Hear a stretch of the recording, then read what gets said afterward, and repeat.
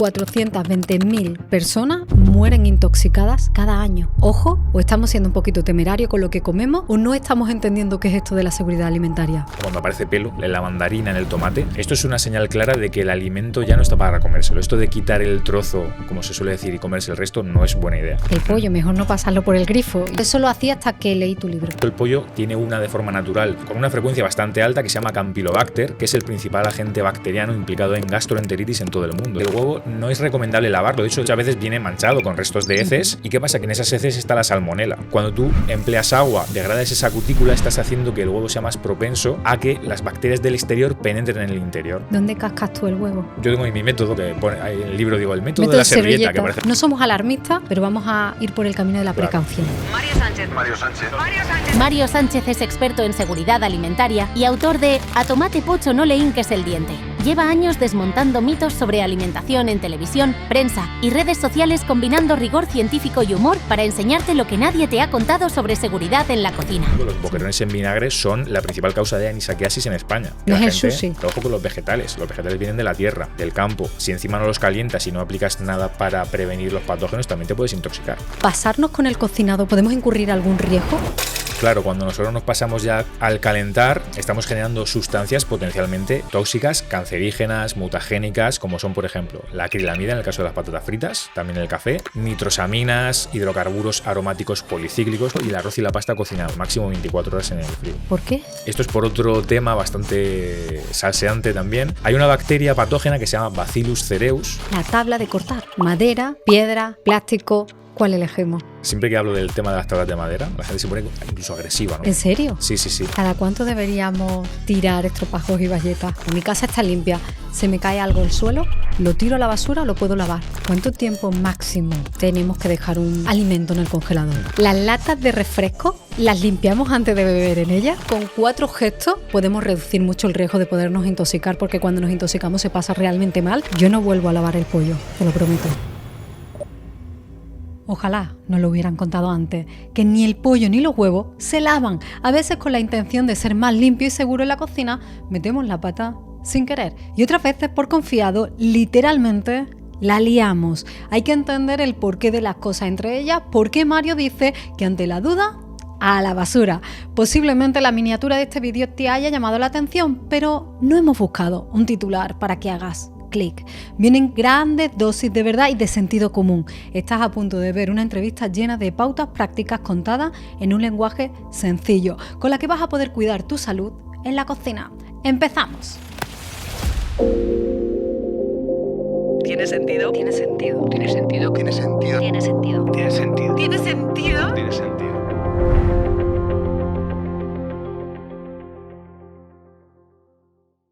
Si hay algo que me hacía ilusión es anunciarte esto. Tenemos evento presencial, Tiene Sentido Podcast va a celebrar su primer episodio en vivo. Será el 29 de marzo en Málaga. Quiero verte, sentirte, estar contigo, conocernos, poder compartir experiencias, opiniones, y lo haremos con una invitada. Tiene sentido que sea con Odil Fernández, nuestra doctora recetas anticáncer, para hablarnos de hábitos antiinflamatorios. ¿Y es que acaso no estamos todos inflamados? No solo grabaremos un episodio en vivo, habrá más fantasía, habrá más magia, habrá más conexión con una misma, pero esa parte me la guardo para que tú vives la experiencia. Te espero 29 de marzo en Málaga. Desde ya puedes acceder a las entradas porque número limitado, no seremos muchos, será algo pequeñito, especial, pero con mucho sentido. Ve el enlace en la descripción, ahí tienes toda la información y ojalá nos veamos en Málaga. ¿Qué es la seguridad alimentaria? Buena pregunta. Pues es una disciplina que realmente se desconoce bastante, ¿no? Porque la nutrición sí que es muy conocida, cómo aplica la salud y todo esto. La seguridad alimentaria, Eli, es una disciplina que tiene que ver con el control de los alimentos, con el garantizar que cuando tú te llevas a la boca un producto que encontramos en el supermercado, ¿no? No vaya a causarnos una intoxicación alimentaria. Esa sería un poquito la definición estándar. Es que lo que comamos no nos siente mal, por decirlo de alguna manera, o no crucemos la línea, porque preparando la entrevista leí un dato que dije, ojo, esto de la seguridad alimentaria. Era una cifra que daba la OMS y la FAO y decían que 420.000 personas mueren intoxicadas cada año.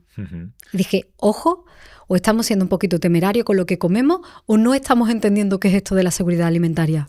Claro, tú piensas que vivimos en un contexto de bienestar, ¿no? En general, Europa, países desarrollados, también Estados Unidos, en el cual tú vas a un supermercado, compras un producto y va a ser muy raro, ¿no? Que te pase algo que te intoxique. De hecho, la percepción es que te puedes llegar a intoxicar o que te sienta algo mal cuando vas a un restaurante que hacen las cosas un poquito mal. Realmente no es así, ¿eh? Por cierto, es en casa donde sucede la mayor parte de las intoxicaciones, que eso sí que luego lo podemos comentar, pero aquí el punto es que todas esas cifras súper abultadas que tú me cuentas, claro, obedecen a cifras generales de todo el mundo. Piensa que en zonas donde ni siquiera hay una posibilidad de lavarse las manos con agua y con jabón, pues la gente directamente tiene muchas más enfermedades, ¿no? Entonces aquí partimos de un estado ya de bienestar, de esa seguridad alimentaria, que claro, no lo valoramos porque ya lleva aquí con nosotros muchas décadas. Pues vamos a empezar por el principio. ¿Qué te parece si atendemos lo primero, cuáles son los principios básicos, esas normas de higiene y de seguridad, para empezar a entender qué es esto de la seguridad alimentaria? Bueno, pues enlazando con esto que decíamos, el tema del lavado de manos es muy importante, ¿no? Lavarse las manos con agua y con jabón. Cuando tuvimos todo el tema de la pandemia, parece que esto ya cogió un poco de fuerza, ya la gente estaba súper concienciada, pero la realidad es que no. Eso ya casi que se nos ha olvidado. Y mucho antes de que llegara esto, el hecho de usar el jabón es muy importante, porque hay gente que dice, no, yo me lavo las manos después de ir al aseo, o sea, hay un chorrillo de agua así suave y para adelante, ¿no? Venga, pues vamos a entender cómo hay que lavarse las manos. Ajá. Haznos una clase práctica de cómo es el lavado de manos perfecto. Bueno, hay como muchos manuales, de hecho la propia OMS tiene ahí sus gráficos con pasos que parecen súper complicados. Realmente es un poco de sentido común, es el hecho de estar ahí unos 20-30 segundos, incluso cerca del minuto, frotándose bien todas las partes de la mano, muy importante, por ejemplo, la zona de las uñas, que a veces puede acumular suciedad, y en general esta zona de aquí del pulgar, que a veces también se queda un poquito descuidada, ¿no? Usar jabón es muy importante porque es la forma que tenemos de degradar esa membrana protectora, ese caparazón, por así decirlo, que tienen las bacterias. Entonces, con eso y con esa fricción, ¿no? Con la parte física, con el roce, es lo que las mata realmente. Si solo usamos agua, pues no vamos a estar consiguiendo nada. ¿Y cuándo hay que lavarse las manos? Es una buena pregunta porque, claro, aquí si nos están escuchando dermatólogos especialistas en la piel, seguramente digan, oye, esto es un poco exagerado porque ahí entran en conflicto otros puntos. Pero en teoría, cuando estemos cocinando, siempre se nos ha dicho antes, durante y después, porque a veces durante la manipulación y durante el cocinado estamos entrando en contacto con algunos alimentos que generalmente son los crudos, ¿no? Como el pollo, el huevo y los pescados, que claro, cuando tú tocas eso que está crudo, que de forma natural puede tener esas bacterias patógenas, que después también entiendo que comentaremos, cuando tú haces eso, si luego coges un utensilio, una cuchara, cualquier cosita, pues esas bacterias van a pasar por el contacto de las manos hacia el utensilio. Entonces, durante ese punto habría que lavarse las manos cuando tocas un alimento crudo también. ¿Cuándo vamos al baño? Fuera de la cocina, por supuesto, después de ir al baño, ¿no? De hacer ahí nuestras cositas, nuestras necesidades. El ser humano es un animal y como tal es portador de estas bacterias patógenas que también tienen los animales que nos comemos. Entonces, ya sea que tengas una enfermedad o no, al final el ser humano en sus propias heces va a tener estas bacterias, incluso también en la piel, ¿no? El tema de rascarse la nariz, el propio pelo, lugares que a priori no tienen que estar sucios, pero tienen estas bacterias porque forman parte de nosotros. Entonces, todo ese traslado de bacterias hacia los alimentos se produce, pues muchas veces, como tú decías, en el baño, ¿no? Después de hacer ahí nuestras cositas, ese es el momento más importante. De media, aproximadamente, ¿cuántas veces deberíamos lavarnos las manos al día? Es una buena pregunta. Yo no he contado cuántas me las lavo yo, quizá debería hacerlo, por ver si hay algún problema ahí de trastornos y otras cosas. Por eso te decía que aquí entran en juego otras variables y es muy fácil obsesionarse con esto. Yo cuando comunico sobre seguridad alimentaria hay gente que luego se lo lleva al extremo. No te sabría decir un número, todo depende de lo que tú vayas funcionando, pero al menos, hombre, después de hacer tus cositas en el aseo, siempre, y cuando vayas a cocinar, también teniendo en cuenta estas posibles manipulaciones, no está de más hacerlo. Es que estamos hablando más de 10 veces al día seguro. Puede ser, supongo, ¿no? Si entramos en cocina y cocinamos, claro, más las veces que hacemos pis, salen fácilmente 10. No sí. Sé cuántas veces me lavo las manos, es una cuestión que me está haciendo reflexionar en directo. Yo ahora le estoy dando vueltas también, no lo he pensado. Pero porque aquí lo dejamos para que cada uno tome conciencia. Eso es. Sí, al final cada uno. Lo importante es tener un poco de cabeza y tampoco obsesionarse, ¿no? Que no sea. Porque es muy fácil pasar esa línea. Cuando hacemos estas recomendaciones con la comida, ¿no? Pensar que esto va a ser algo, incluso que si no lo haces te vas a morir o que te vas a intoxicar. No es asegurado que te vayas a intoxicar, ¿no? Pero obviamente hay cosas, es un poco, como te decía, tener sentido común. Si tú vas al aseo, haces tus necesidades mayores, que ahí es donde pueden estar mayormente las bacterias, ¿no? Por ejemplo, Escherichia coli está en las heces, ¿no? Entonces es una bacteria que va a pasar muy fácilmente a los alimentos. De hecho, hay un término que es la contaminación orofecal, que se utiliza, claro, eso que quiere decir, del culito a la boquita. Porque a veces cuando vamos a hostelería se producen este tipo de intoxicaciones por manipulaciones de la gente que prepara la comida, que no es muy higiénica, que digamos, va al baño, hace sus cositas y luego te hace ahí pues lo que sea, ¿no? Una hamburguesa o cualquier cosita, tú te lo comes y te enfermas, ¿no? Entonces te digo que es un término que existe, ¿eh? Este término de contaminación Y si existes orofecal. por algo, si existes por algo. Exacto, existe y está bien definido, o sea que ojo No con sé eso. si voy a comer ya hamburguesas los próximos días. Esa hamburguesa, por decirte algo. De hecho, Es broma. sí, las cadenas de hamburguesas de las que todos estamos pensando, suelen ser las que, nutrición no, pero seguridad alimentaria de lo que mejor controlan. Ahora te vas a un sitio así un poquito de dudosa calidad y ahí, ojo, cuidado. Punto 1, lavarse las manos. Seguimos con las normas básicas. Bueno, pues, ¿qué más cositas podemos comentar? Es muy importante, por ejemplo, llevar cuidado con esos mohos cuando aparecen en la fruta, ¿no? Cuando tenemos ahí la presencia de alguna toxina, de alguna, yo como le digo, ¿no? Cuando aparece pelo en la mandarina, en el tomate. Esto es una señal clara de que el alimento ya no está para comérselo. Esto de quitar el trozo, como se suele decir, y comerse el resto, no es buena idea. ¿No? No. Porque al final los mohos son, son varias especies, ¿no? Son organismos microscópicos que cuando nosotros vemos ese pelillo que asoma, realmente es una manifestación externa del mismo. Es decir, por dentro el alimento está plagado, está lleno de este microbio, ciertamente, ¿no? Al final es una cuestión también de pensar que cuando un alimento, por ejemplo, tiene un alto contenido en agua, como esas frutas y esas verduras, lo que habría que hacer es tirarlo completamente a la basura. Y solemos quitar el trozo y comernos el resto, supongo. Es que nos da mucha pena tirar comida. Claro, el tema del desperdicio alimentario es una cuestión bastante importante, pero ahí entra en juego también lo que nosotros comentamos siempre en seguridad alimentaria, es valorar el riesgo versus el beneficio. Al final, si tú vas a evitar el desperdicio de alimentos, recursos y demás, pero te vas a coger una intoxicación, te tienes que ir al hospital, gasto público y ya pues estamos un poco en las mismas y encima que vas a poner en riesgo tu salud, ¿no? Entonces hay cosas que se pueden estirar un poco más y otras que no tanto. ¿Cuáles tenemos que tirar sí o sí en cuanto veamos el pelito? ¿Todas o hay alguna salvable? Frutas y verduras todas a la basura. Todas. Incluso te dirías si estamos en el frigorífico, ¿no? Y alrededor también hay algún alimento que se ha puesto ahí un poquito blando, que a lo mejor no se ve el moho, pero tal, debería también llevarse a la basura con cierta precaución. Esto se ve mucho, por ejemplo, en las bandejitas de frambuesas, de frutos pequeñitos, que de un día para otro es casi un pestañeo y aparece ese moho. Todo eso tiene que ir dentro a la basura. Cuando podemos apurar un poquito más y estirar las fechas o, bueno, de alguna forma la duración, sería, por ejemplo, en quesos curados. El queso curado es muy seco. Entonces, cuando no hay tanto contenido en agua, digamos que ese microbio tiene mayor dificultad para moverse, ¿no? Para haber crecido. Entonces, ahí podemos recortar un poquito con un margen de seguridad, 1 centímetro aproximadamente. Y aunque no es la mejor de las ideas, pues ahí sí que podríamos comernos el resto del producto. Lavarnos las manos, el moho directamente a la basura o a tomate, pocho, no le hinques el diente, como es el título de tu libro. Sí. ¿Más normas?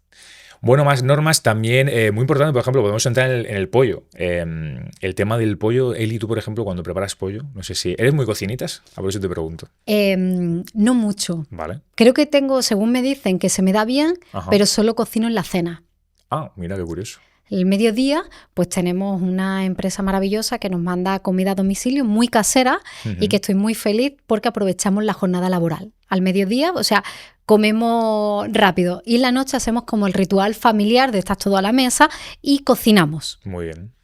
Y claro, en ese punto... Y pollo, hay mucho pollo en nuestra dieta. Pollo. Claro, el pollo, hay gente que tiene la costumbre de pasarlo por debajo del grifo, ¿no? Por ese chorro de agua como para lavarlo, porque tenemos la sensación como que está sucio, sobre todo cuando lo compramos entero, ¿no? Y es que cuando, claro, yo cuando leí que el pollo mejor no pasarlo por el grifo, yo pensé, espérate, ¿cuándo paso yo el pollo por el grifo? Cuando lo manipulo. Si tengo que filetearlo, si lo estoy tocando, es verdad que lo lavo antes de ponerlo en la sartén. Claro. Pero eso lo hacía hasta que leí tu libro. Ah, pues mira, me alegro. Vamos a contar el motivo, ¿no? Y ahora vamos a contarlo. Hemos dejado ahí el hype. Claro, vamos. Hemos comentado antes que hay alimentos que de forma natural pueden tener estas bacterias patógenas, ¿no? Que son las que provocan enfermedades. La que más conocemos es la salmonelosis, esto del huevo, de la ensaladilla. Hay otras, ¿no? De hecho, el pollo tiene una de forma natural, con una frecuencia bastante alta, que se llama Campylobacter, que es el principal agente bacteriano implicado en gastroenteritis en todo el mundo. De hecho, en la Unión Europea provoca el doble de casos de intoxicación que Salmonella, que es como súper conocida, ¿no? Esta bacteria llamada Campylobacter está en el pollo crudo, de una forma, como te decía, bastante habitual. Y claro, si nosotros tocamos el producto cuando lo manipulamos y demás, pues nuestras manos se van a llenar de esa bacteria que luego potencialmente causa esas gastroenteritis que luego pueden de alguna forma llevar a una enfermedad mucho más grave. No es solo un dolor de barriga o que tengas ahí la típica diarrea de un día para otro. Esto luego tiene complicaciones más grandes para la salud. Entonces, ¿cuál es el punto? Que realmente lavar como tal ese producto no hace falta, porque tú luego cuando lo calientas, cuando lo cocinas, ya alcanzas una temperatura de seguridad, podemos decir 65 o 70 grados. Por supuesto, si cocinas bien el pollo. Si comes el pollo crudo poco hecho, allá te estás arriesgando como todo lo que es cocinar poco, ¿no? Pero cuando llegas a esa temperatura, la bacteria muere, te la cargas, ¿no? Entonces, en ese punto dices, ¿para qué voy a lavar algo que ya después tiene un calor, un tratamiento térmico? ¿Qué pasa cuando ponemos el chorro de agua del grifo? Que estamos salpicando por todo el fregadero, por la cocina, pequeñas partículas, pequeñas gotitas con esas bacterias. Entonces, claro, cuando tú luego vas a echar mano a la tabla de cortar, a la cuchara, al tenedor, lo has puesto todo perdido. Lo hemos contaminado todo. Exacto. Entonces, es una recomendación que no es que el agua como tal haga que el pollo sea peor o más inseguro, no, es que estás esparciendo esas bacterias por toda la superficie de trabajo y luego, pues encima no te lavas las manos, lo que decíamos antes, después de tocarlo, empiezas a tocar la sartén, tal, pues ya lo has llenado todo y luego lo que es peor, cuando vas a servir el producto ya cocinado, terminado en el plato, pues todo el plato vuelve a estar contaminado y digamos que el haber cocinado no te ha servido para mucho. O sea que realmente hay que tomar unas medidas de precaución serias cuando comemos pollo. Sí, no tanto como serias, es decir, contado así parece que casi que hay que tener aquí un protocolo, ¿no? De militar. Casi, Mario, casi. No, simplemente es decir, oye... Es que tú dices gastroenteritis y yo activo protocolo. Claro. No quiero una gastroenteritis. Está bien, o sea, está bien tener cuenta eso porque al final es un acto muy cotidiano y a veces manipulamos alimentos sin conocimiento, como pollo sin cabeza, nunca mejor dicho, ¿no? Entonces, conviene saber que hay alimentos que son de riesgo, sobre todo pollo, huevos, pescado. Entonces, simplemente cuando lo vas a manipular, antes de tocar cualquier otra cosa, nos lavamos las manos y ya está. Y luego hay algunos tips extra, como esto de no lavarlo, pero si no lo lavas ya te ha quitado el problema. No, realmente no tiene tanta complejidad. Simplemente ser conscientes de que por mucho que llevemos toda la vida haciendo algo de X forma, no significa que esté bien hecho. Y que nuestra abuela, que esto es mucho algo que me comentan a mí mucho, no, mi abuela lo lleva así haciendo toda la vida, vivió 90 años y nunca le pasó nada. Bueno, me alegro por tu abuela. Hay mucha gente por el camino que no lo ha contado o que quizá no se tenía antes estas formas, ¿no? de alguna forma de medir o de conocer científicamente cómo nos afectan los alimentos y la parte microbiológica. Entonces, esto también creo que se da mucho, seguro que aquí en el podcast lo habéis tocado, el sesgo del superviviente. No sé si alguno de los invitados que tienes aquí, siempre muy characheros, muy... No lo han contado, cuéntamelo tú. No, yo lo he escuchado mucho en temáticas de marketing, ¿no? Incluso de cuando se cuentan casos de éxito, ¿no? Cuando en las empresas se explica, ¿no? X persona o este grupo de emprendedores ha llegado a hacerse rico y estas cosas, claro, ¿cuántos se han quedado por el camino? ¿No? Tendemos a explicar quién ha llegado, quién ha conseguido ese éxito, pues en este caso la abuela que ha llegado a los 90 años, pero hace décadas la gente se moría mucho antes por cosas que ni siquiera sabíamos el por qué, no solo décadas, sino si tiramos hacia la Edad Media, pues imagínate, ¿no? Cuando no haya higiene de ningún tipo. ¿Sirve de algo echarle limón al pollo? O sea, ¿matamos algo con el cítrico? No, realmente no. El limón o todo lo que sea ácido nos ayuda a prevenir, porque aquí entramos en una cuestión que es el pH, que esto también es algo ciertamente interesante, se usa mucho a veces en cocina, a lo mejor a la gente le suena para cocina así más de autor, más contemporánea o elaborada. El pH es una medida científica que se utiliza para medir si un alimento es ácido o básico. Es una escala de 1 a 14, 7 es la neutralidad, el punto medio. Y todo lo que sea de 7 hacia abajo pues suele ser ácido. El limón, los cítricos son ácidos, ¿no? También el vinagre, por ejemplo. Entonces todo lo que sea ese tipo de productos ayuda a prevenir que crezcan bacterias, pero no las mata. Una vez que han crecido, claro, el pollo asumimos que lo puede tener, ¿no? Que puede tener esas bacterias, no va a matar las bacterias realmente. Entonces el limón es un buen aderezo, está bien, interesante, pero no se va a cargar lo malo que tenga el pollo. O sea, hay que pasarlo por la sartén. Eso es. ¿A qué temperatura? ¿Hay una temperatura para el pollo? Sí, el pollo, de hecho, como es más delicado, se recomienda alcanzar los 70 grados, 68, pero bueno, como aquí ninguno somos expertos ni vamos ahí con el termómetro puesto, que esté bien hecho, que se vea la piel en vez de rosita, pues blanca, ¿no? Esa es la forma. Muy importante que sea que quede bien hecho hasta el centro del producto, que esto es a veces un error. Sí, porque hay veces que se queda rosita. Claro, pues ahí eso no está hecho, eso está crudo. Entonces tenemos que aplicar condiciones y cocinar bien para evitar que el centro del producto esté poco hecho, ¿no? Porque si no, pues vamos a tener más riesgo que si estuviera bien hecho.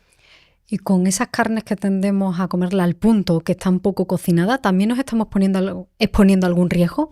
En general sí, porque todo lo que sea comer un alimento poco hecho o crudo va a tener más riesgo, ¿no? que si estuviera cocinado, pero luego hay diferentes especies. El pollo, como decíamos, es la más delicada, ¿no? Por eso todo esto de hacer los tartares, carpaccios, que es la especie animal que sea cruda, con el pollo es imposible, eso es una bomba de relojería. No habría que hacerlo. Ahora, entramos en vacuno, en ternera, son especies que por lo general no son tan propensas a tener esas bacterias, pero también pueden tenerlas, ¿no? Entonces, hacer ese tipo de preparaciones debemos asumir que tiene riesgos, pero no va a ser tan grave como si utilizamos pollo, que es una especie como muy, muy delicada. Hablabas antes también de productos de riesgo y has sacado el pollo y el siguiente me has dicho el huevo. Ajá. ¿Qué le pasa al huevo? El huevo es muy conocido, el tema de la salmonela, de la salmonelosis. Al final, si pensamos en cómo viene el huevo al mundo, ¿no? Cómo se obtiene, sale por el culete de la gallina, que de hecho tiene un nombre muy curioso, se llama cloaca, eso nos lo dice todo. Es el orificio de la gallina. Entonces, claro, muchas veces viene manchado con restos de heces. ¿Y qué pasa? Que el huevo no es recomendable lavarlo. De hecho, en la industria alimentaria, aquí en España y en general en la Unión Europea, no se higienizan los huevos, no se lavan. Entonces, muchas veces en el supermercado nos lo encontramos con alguna pluma, ¿no? Con algún resto de heces. Y claro, en esas heces está la salmonela. Entonces, debemos asumir nuevamente que en la cáscara del huevo vamos a tener esa bacteria presente. ¿Vale? El huevo, si el animal está sano, que es lo habitual, ¿no? Para esos controles y demás, el interior del huevo va a estar perfecto, no va a tener ningún problema. Pero la cáscara sí está sucia, si tiene esa salmonela. ¿Cuál es el punto aquí? Que si tú manipulas de forma incorrecta el huevo, que es algo que hacemos muchísimo, pues dejándolo por ahí encima de la encimera, una vez más tocándolo y luego volviendo a tocar la sartén, los utensilios, lo que sea, estamos pasando esa salmonela a los utensilios de cocina, ¿no? Y luego encima pues tenemos el extra de que nos gustan las tortillas poco hechas y todo esto, ¿no? Pero el huevo al final debemos asumir nuevamente que viene sucio, que viene manchado y contaminado, ¿no? Con esa salmonela y por lo tanto hay que llevar cuidado al manipularlo simplemente. Lo limpiamos con una servilleta. Bueno, realmente... ¿Qué hacemos? Porque te da Claro. cosita ver esa suciedad en el huevo. Es normal. Hay gente que los lava, ¿no? Y luego los mete al frigorífico para evitar que eso toque su frigo. Eso es un error realmente porque al lavarlo, al utilizar agua con el huevo, estamos degradando la cutícula, que es una membrana protectora que tiene el huevo. De hecho, el huevo es aunque no lo parece porque es sólido, ¿no? La cáscara, realmente tiene pequeños poros, tiene pequeños agujeritos que usa para intercambiar gases con el entorno, entre el interior y el exterior del huevo para mantener ahí un equilibrio.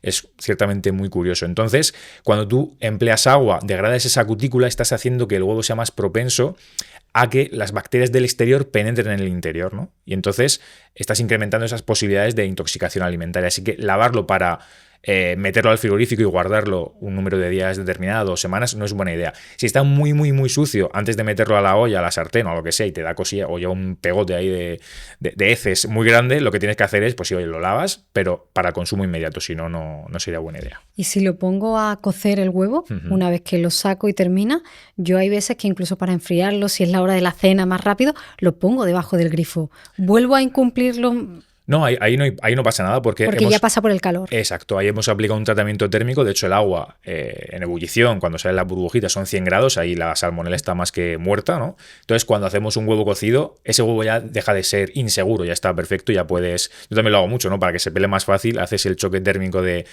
caliente y frío y así se pela mucho mejor, ahí no pasaría nada. Y respecto al huevo, cuando vamos a cascarlo, es decir, estamos cocinándolo, o sea, al estar crudo, si yo lo puedo cascar con el filo de la sartén, el filo del plato, es decir, estoy ahí manipulando o contaminando más cosas en mi cocina.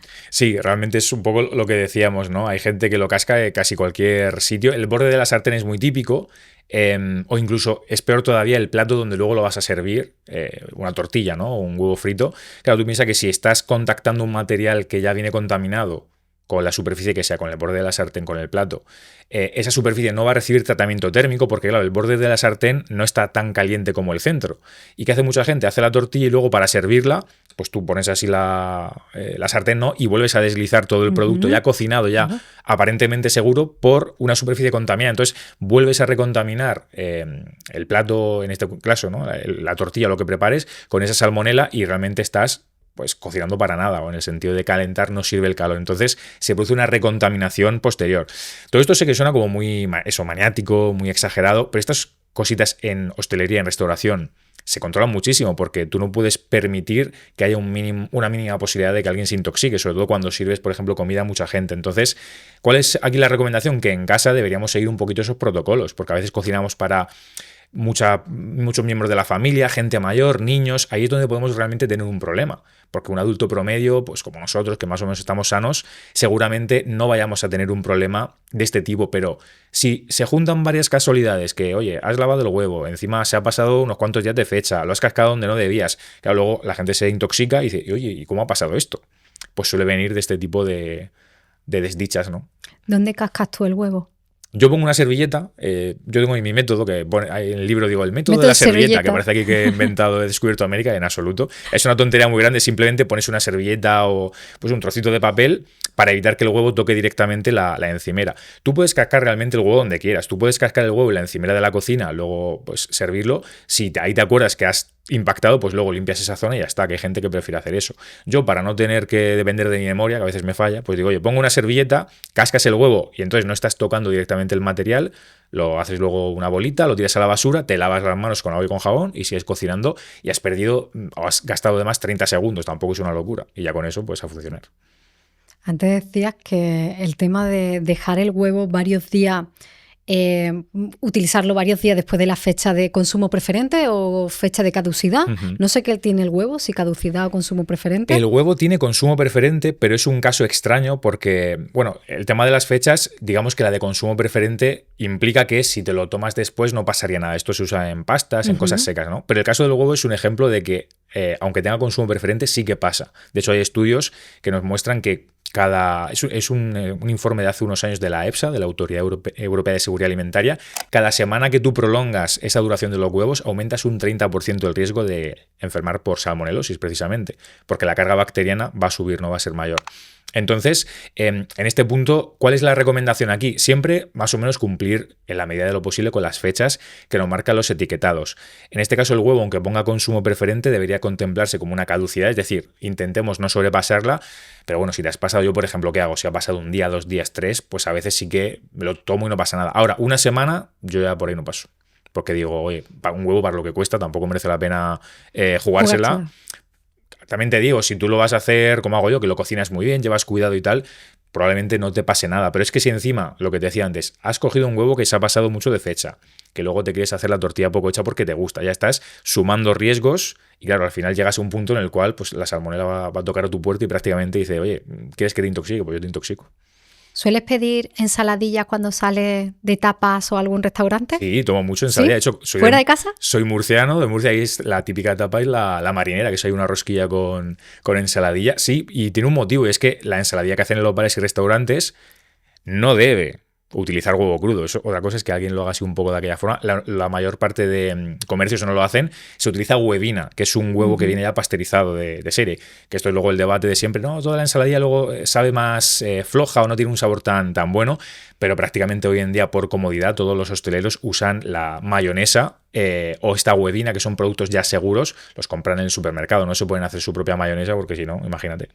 Eso de hacerse entonces la mayonesa, aunque sea en casa, también tiene altas dosis de riesgo. Claro, al final es huevo que no estás calentando, es una preparación en frío. Entonces, si la hacemos en casa, nos la queremos ahí jugar o nos gusta cocinar, que sepamos que este tipo de productos con huevo que no reciben tratamiento térmico, como una mayonesa casera o otras salsas, también se hace mucho en postres, ¿no? En dulces y demás, en repostería, máximo 24 horas en frío, más no. Porque si no, cuanto más pase el tiempo, más va a crecer esa salmonela y más riesgo hay de intoxicarse. Antes decías, cuando casquemos el huevo, saber dónde lo hemos cascado y limpiarlo. ¿Las bayetas estropajos son portadoras también de fantasía? De mucha fantasía microbiana. Son dos de los grandes, de los elementos. De hecho, hay estudios que dicen de toda la casa en general, de lo más sucio que hay, incluso contando más, creo que era con el cepillo de dientes y otros utensilios, me suena, pero bueno, de la cocina, desde luego que son lo que más mugre acumula y contamina, porque al final, bueno, son elementos que tendemos a cambiar poquito. Yo, incluso a mí a veces, es una de las recomendaciones que siempre que me dicen, oye, tú, aquí parece que lo haces todo perfecto. No, yo a veces me relajo mucho y aquí es donde más suelo relajarme. A veces ves al estropajo que te da la buenas tardes y dice, hola, encantado de saludarte. ¿Y por qué son arriesgados? Porque precisamente como son materiales esponjosos que retienen mucho la humedad, los restos de comida, es muy fácil que ahí crezcan bacterias que digamos que tienen superpoderes, pero no en plan bien, sino en plan mal.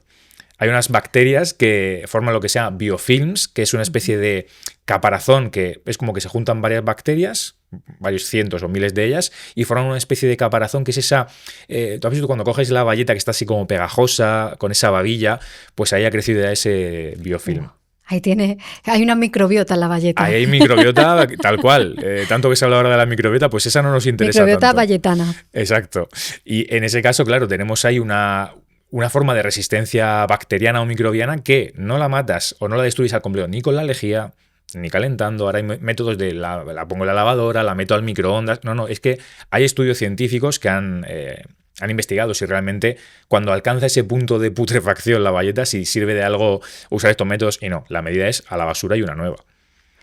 ¿Cada cuánto deberíamos tirar estropajos y bayetas? Idealmente, en un mundo donde no existiera problema medioambiental, contaminación, se suele recomendar una vez a la semana.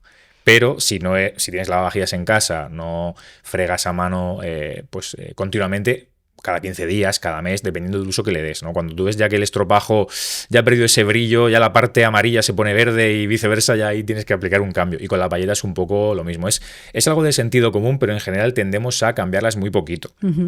Y yo sé que estas medidas o estas recomendaciones chocan, ¿no?, con todo el tema sostenibilidad, medio ambiente. El consumismo también. Claro, es encontrar un punto y un equilibrio. Como decimos siempre, estas recomendaciones de seguridad alimentaria, pues no es cuestión de volverse loco ni de cargarnos el planeta más todavía, ya nos lo estamos cargando bastante, sino de, oye, entender que si no haces alguna de estas cosas puede ser que te enfermes, que te intoxiques, y tampoco es cuestión de eso, ¿no? Entonces es encontrar un equilibrio. Bueno, aquí cada semana, pero está bien. ¿Hay alguna manera de limpiarlas, de higienizarlas, las bayetas y los estropajos, o las vamos dejando ya al deterioro cada 15 días o cada mes las tiramos? Uh-huh. Hay formas de alargar que duren más tiempo. Por ejemplo, es muy típico, esto sí que se ha hecho toda la vida y está bien hecho, el ponerla ahí un poquito con lejía, ¿no? En el típico bol y demás.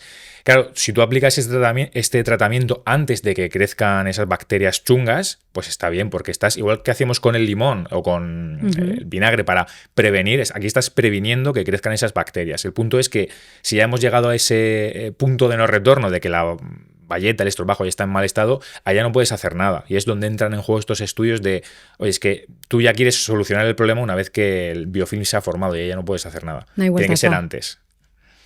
Antes, dentro de los productos de riesgo, el pollo, el huevo, me habías nombrado el pescado. Así que lo voy a traer también, porque creo que el pescado y el anisakis merecen una sección.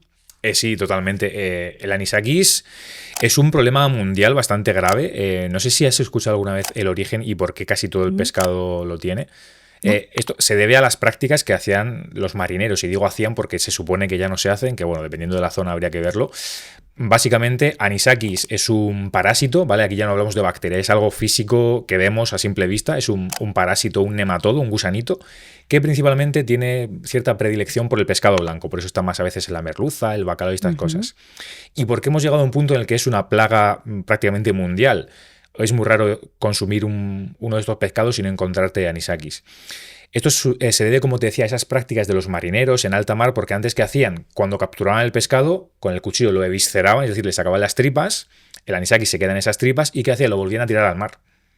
Entonces, esto era un continuo ciclo sin fin de gusano que entra, que sale, es un ciclo... La pescadilla que se muerde la cola. Tal cual, no se podría decir mejor. Entonces, ese gusano, ese anisakis, ha ido todo el rato entrando, saliendo del mar, volviendo a entrar, y ha llegado a un punto en el que está en casi todo el pescado, ¿no? Este tipo de prácticas ahora se están regulando, pues ahora ya bastante tarde, y ya no se permite que se eviscere el pescado en alta mar para que el anisakis no vuelva a entrar en ese ciclo natural, ¿no? De estar contaminando el pescado. Igualmente, en este punto que estamos casi de no retorno, pues es muy importante tener en cuenta que es un parásito que puede provocar grandes problemas. Al final es un gusano, ya es algo más medible, ¿no? Ya no es una bacteria que dice, bueno, no la veo, si no la veo no está. Esto ya lo puedes ver, y es un gusano que puede parasitar y anidar dentro de tu intestino, llegar a provocar grandes obstrucciones intestinales con esa anisakiosis, que es una enfermedad bastante grave.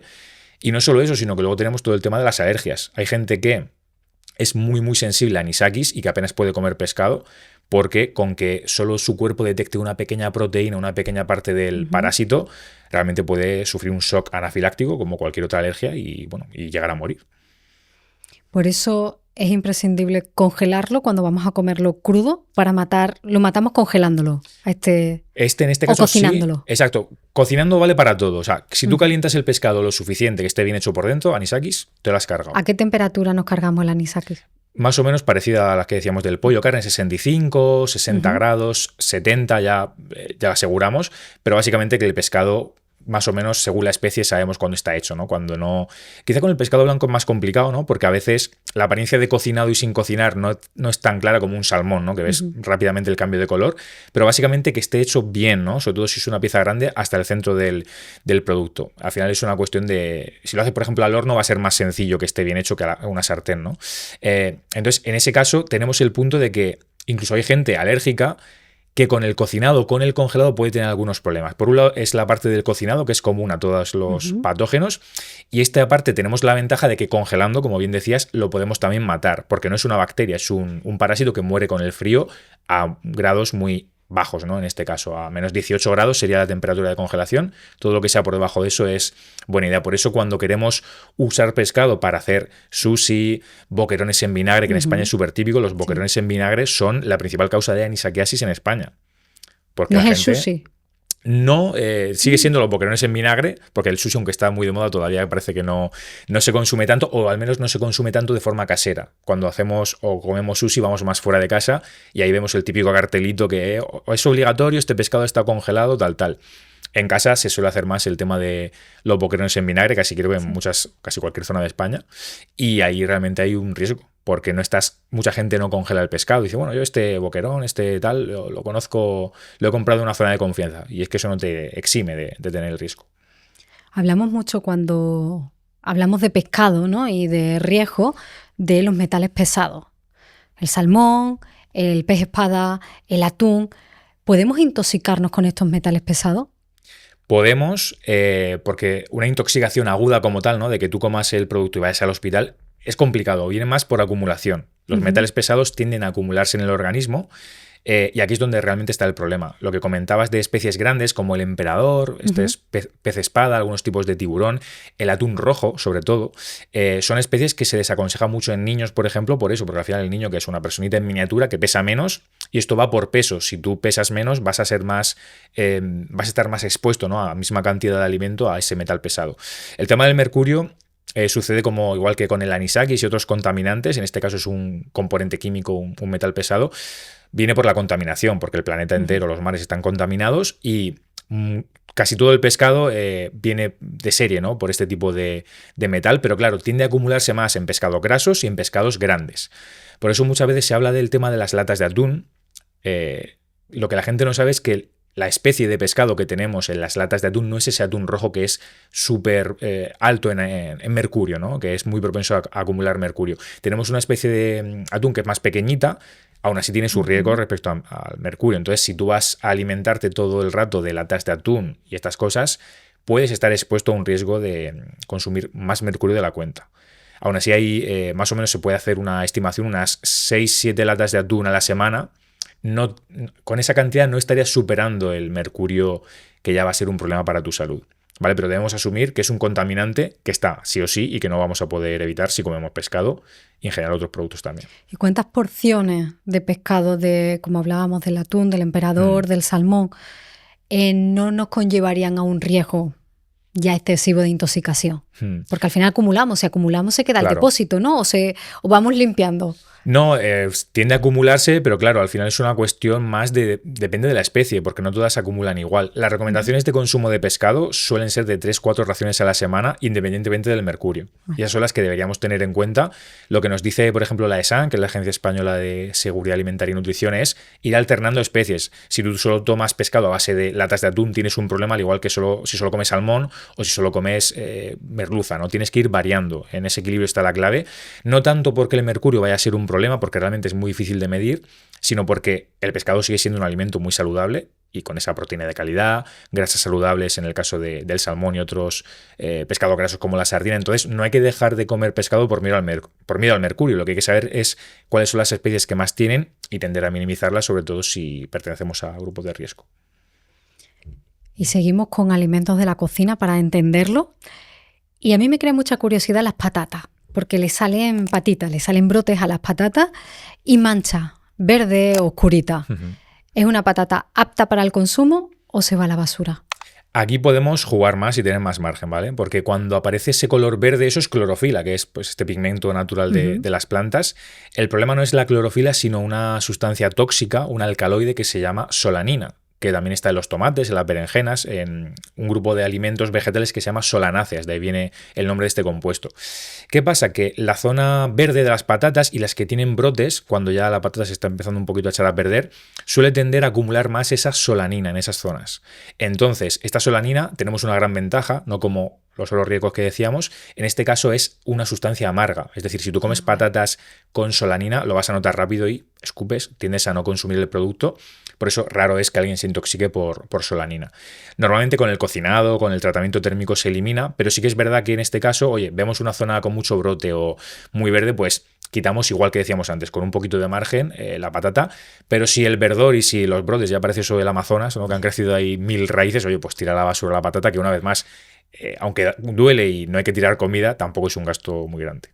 ¿Y las manchitas oscuras cuando abrimos el aguacate? Es una buena pregunta. Eso suele ser más por oxidación, no es un problema ni de moho ni nada raro. También puede crecer a veces moho porque los aguacates son un mundo, ¿no? Es muy complicado saber si está en el punto, si está maduro, si no. Es ciertamente difícil. Pero si es la típica manchita así como un poco oscura, que no es algo que ocupe todo el producto, que haya más verde que marrón o que oscuro, eso simplemente es porque la grasa, el aguacate es muy graso, se oxida y eso se puede comer y no pasa nada. ¿Hay alguna forma especial de conservar el aguacate para que no se oxide? Sí, hay varias, son como estos trucos caseros de, bueno, que... Se nota que soy aguacatera. Yo casi todos los días, bueno, cuando estoy en casa sin parar, los devoro.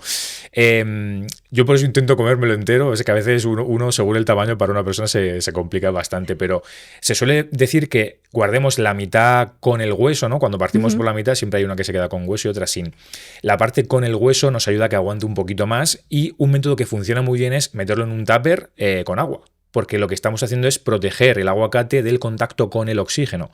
Como el aguacate es muy graso, tiene mucha grasa, en contacto con el oxígeno tiende a oxidarse, ¿no? Entonces, las grasas tienden a enranciarse, degradarse y si ponemos agua estamos evitando ese contacto directo con el aire y el oxígeno. ¿Viene por ahí a lo mejor la frase de tu libro de sin agua no hay paraíso? Sí, tiene que ver con eso y también con el tema de la actividad de agua, de la humedad, que son otros parámetros que también intervienen en cómo crecen las bacterias y estas cositas. Decíamos antes el pH, la temperatura y tiempo, se suele decir que es el binomio, las dos vertientes que más influyen, porque al final las bacterias crecen durante el tiempo, ¿no?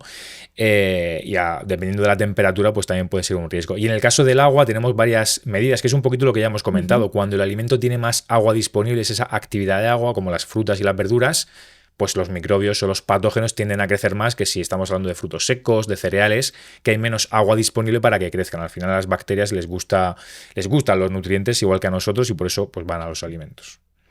Cuando abrimos una bolsa de lechuga, de estas que vienen ya lavadas, si no la gastas muy rápido, sale una agüita dentro de la bolsa. Yo cuando veo el agua ya me da mal rollo y la tiro. Ya. Pero ese agüita, ¿qué significa? Buena pregunta. Pasa mucho con productos envasados de casi todo tipo. Muchas veces suele ser por el condensado, es decir, por el aire. Al final también tiene parte de... Está formado por nitrógeno, oxígeno, CO2 y también un poquito de vapor de agua, ¿no? Entonces, cuando sacamos productos al frigorífico, el vapor de agua, ese H2O que está en estado gaseoso, puede condensar y puede pasar a estado líquido. Por eso a veces también los envases de queso en lonchas y estas cosas aparecen como una agüita y dices, ¿esto de dónde ha salido? Si el queso no tiene agua. Es porque se produce esa condensación. En este caso es algo parecido, pero además en las frutas, bueno, en este caso vegetales cortados, es que se lavan antes. Entonces puede ser que aparte de ese agua de condensación también quede un poquito un resto del agua que se ha aplicado a la industria alimentaria simplemente. Sí que es cierto que un alimento esté envasado y en contacto con agua, humedecido y demás, no es una buena idea porque eso hace que las bacterias crezcan más, que se degrade antes. Entonces, aparte ese tipo de producto que tú dices dura muy poco. La vida útil es apenas un par de días, 2-3 días, dependiendo del mismo. Ahí sí que recomiendo que en absoluto se exponga o se altere, ¿no? esa fecha, básicamente porque es un producto que no lleva tratamiento térmico. tendemos a pensar, y lo hemos dicho aquí, carne, pescado, huevos, todo origen animal, pero ojo con los vegetales. Los vegetales vienen de la tierra, del campo. Si encima no los calientas y no aplicas nada para prevenir los patógenos, también te puedes intoxicar.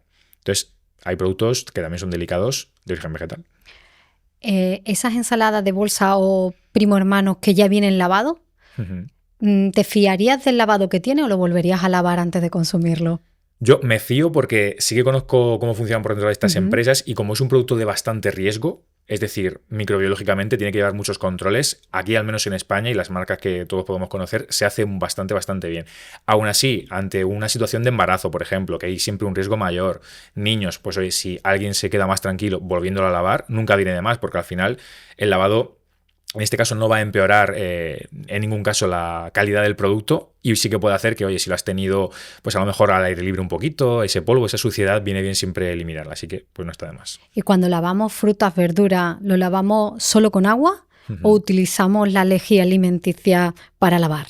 Es un muy buen punto y bastante polémico, porque la recomendación oficial aquí es utilizar son unas gotitas de lejía apta para uso alimentario, que claro, suele dar mucho miedo porque piensas, oye, aquí... A mí me da miedo. Claro, a ver si me paso con la dosis, a ver si tal... Piensa que realmente incluso el agua que sale del grifo viene clorada, viene con un poquito de, entre comillas, desinfectante, que no es lo mismo. Entonces, a una cantidad adecuada es totalmente inocuo e incluso positivo porque va a matar patógenos. Gracias a estos sistemas, pues ahora no nos morimos de cólera, ¿no? Que antes en la Edad Media por el agua se transmitían esos patógenos. Esto aplicado al caso de los desinfectantes, la recomendación oficial sería hacerlo si vamos a tomar esa fruta en crudo. Casi cualquier fruta que tomamos con piel, una manzana, una pera, un plátano, ¿no? Porque pues le quitas la cáscara. Habría técnicamente que hacerlo. Ahora bien, si tú eres una vez más un adulto sano, una persona sin patologías, no hay situación de embarazo, niño, embarazada, ya decíamos, anciano o una persona inmunodeprimida con una enfermedad y demás, puedes lavarlo bajo el grifo y no te va a pasar nada porque vas a estar quitando esa suciedad. Lo que sí es muy importante, que también hay gente que hace esto, es dejo caer el agua y ya está, no, oye, froto un poquillo, dale un poquillo de vidilla a la piel para eliminar posibles restos de tierra, de suciedad y con eso estaría bien. Y una vez más, si quieres aplicar una capa extra de seguridad, aplicar esa solución, que ya las venden preparadas, no hay ni que tener el miedo de pasarte con la lejía. Compras una solución de supermercado y oye, unas gotitas y ya te aseguras. Hemos hablado antes de cocinar, temperatura para sanear el producto, pero pasarnos con el cocinado ¿podemos incurrir algún riesgo? Total, aquí no quedan bacterias, las hemos calcinado, las hemos matado a todas. Pero hay riesgos ya químicos. Claro, cuando nosotros nos pasamos ya al calentar, estamos generando sustancias potencialmente tóxicas, cancerígenas, mutagénicas, como son, por ejemplo, la acrilamida en el caso de las patatas fritas, también el café, nitrosaminas, hidrocarburos aromáticos policíclicos, que tienen ahí nombres súper chungos. Esto viene también de las barbacoas, de todo lo que sea calentar en exceso. Por eso es un punto medio, es que el alimento esté bien hecho, pero ni te quedes corto ni te pases, porque si no, empiezas a tener otros riesgos ya para la salud. Sí, había leído que la barbacoa no está en tu lista de actividades favoritas. Bueno, sí que lo está, pero intento llevar cuidado, ¿no? con no pasarnos de ese cocinado, porque realmente aquí también está el punto de las maderas en combustión. Cuando tú calientas madera, se están generando unos componentes que tienen ese potencial, eso está mega demostrado, que tienen potencial mutagénico, cancerígeno y demás. Suelen ser esas nitrosaminas que hemos mencionado, que encima en combinación con la carne genera ese combo, ¿no? De que, oye, pues al final todo lo que sea calentar con maderas está cada vez más evidenciado por la ciencia de que es malo para la salud. Entonces, una vez más, te gustan las barbacoas, puedes disfrutar de esto. También se puede hacer la barbacoa verduras, que no, a la gente también quedan riquísimas. Que si las quemas también vas a tener problemas de posibles peligros, ¿no? Hacia la salud. Pero el punto es, intenta tener cuidado porque al final, oye, si puedes evitar comer de barbacoa y hacerlo pues a la plancha o otro método, una vez más, personas sensibles, pues siempre va a ser mejor opción. En ese momento en el que nos pasamos un poco con el quemado, por decirlo de alguna manera, también están las tostadas. Porque a ti las tostadas morenas no te gustan tampoco. Ya, que me quedo de racista aquí en el podcast de repente. No. No, sí, es la acrilamida que hemos mencionado antes, que también está con las patatas. El pan tostado es lo más típico. ¿Lo raspamos o lo tiramos? Eso es un buen método, lo de rasparlo. Sí, porque al final estás quitando gran parte de ese componente, de esa acrilamida, que es un componente químico que viene también en el pan cuando lo tuestas en exceso. Ahí el tema este de raspar es como un consejo súper típico, clásico de toda la vida. Ese sí que funciona, porque estás quitando gran parte de la acrilamida. Lo ideal es alcanzar un punto de tostado, de ese marroncito, pero sin que llegue a estar negro, ¿no? Aunque creo que hay gente que le flipa eso. Yo pensé que lo raspábamos por quitar el sabor del quemado, que sabe mal, no porque estábamos puede ser asegurándonos la salud. No, mucha gente lo hará por eso, pero de paso se está llevando ahí un bueno, extra y demás. Está bien saberlo. Sí, sí. Dentro de tus mandamientos también de seguridad hay otro apartado para los tuppers, la fiambrera. Ajá. Sí. ¿Qué pasa con ella? Tenemos que tener especial cuidado, elegir algunas en concreto, se meten en el microondas, cómo se lavan, van al lavavajillas. Necesitamos un apartado de fiambreras. Muy bien. Pues lo más importante, independientemente del material que elijamos, porque los de plástico suelen ser muy típicos, hay mucho miedo, mucho bulo con que, oye, cuidado con el plástico. El plástico es un problema evidente en general para el medio ambiente y hay muchos plásticos que pueden ser inseguros, sobre todo si los compramos en zonas o en sitios que no tienen mucha vigilancia. Por eso es importante, sea cual sea el material que compres, que veas que tiene un simbolito que suele estar por la parte trasera de apto para uso alimentario, que es el típico tenedor y cuchillo, que seguro que nos suena mucho. Esto es un símbolo que indica que ese material está ok y se puede usar para uso alimentario. Pero es que luego además, si queremos calentar, ahí hay un problema, porque los plásticos en general no son un material inerte, pueden migrar componentes plásticos al alimento, cada vez está más de moda y bueno, muy evidenciado todo el tema de microplásticos y demás. Entonces hay tuppers que son aptos para microondas y otros no. Mucha gente se lleva casi cualquier envase al trabajo o donde sea y lo calienta y ahí sí que puede tener un problema. Si elegimos envases de vidrio o cristal, siempre son más inertes, más fáciles de limpiar, no hay problema con el lavavajillas. La pega, ¿cuál es? Que pesan un poquito más y son más incómodos, frágiles, se pueden romper, pero es uno de los materiales más seguros que hay. Entonces, en ese sentido, si nos preocupa todo lo del plástico, mejor va a ser utilizar vidrio, pero también puedes usar plástico resistente de alta calidad. Pero claro, si vas a ir a un bazar cualquiera y te compras un tupper chungo, pues oye, puedes tener también problemas.